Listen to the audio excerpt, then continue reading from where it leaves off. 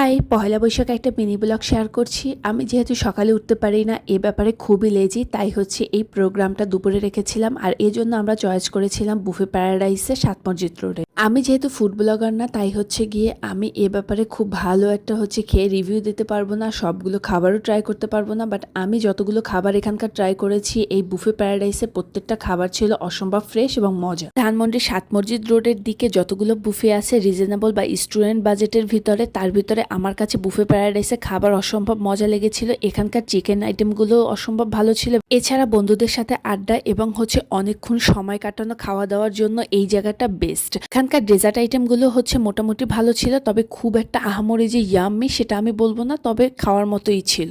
আপনারা যদি এখানে আসেন তবে গিয়ে আমি আপনাদেরকে সাজেস্ট করব এখানকার চিকেন সিজলিংটা ট্রাই করার জন্য। এটা অনেক মজা ছিল। এছাড়াও এখানকার ক্রাবটা একদম ফ্রেশ ছিল এবং অনেক বেশি মজার ছিল। আপনার বাজেট যদি ৭০০ টাকার মধ্যে থাকে আর আপনি যদি খুব ভালো মানের একটা বুফে সাজেস্ট করতে বলেন, তাহলে আমি অবশ্যই বুফে প্যারাডাইস আপনার জন্য সাজেস্ট করব। খাওয়া দাওয়া শেষে আমরা চলে এসেছিলাম ধানমন্ডি লেকে। ধানমন্ডি লেকে এসে আমরা অনেক সুন্দর সুন্দর ছবি তুলেছিলাম এবং অনেকক্ষণ আড্ডা দেওয়ার শেষে আমরা যে যার মতো করে বাসায় গিয়েছি।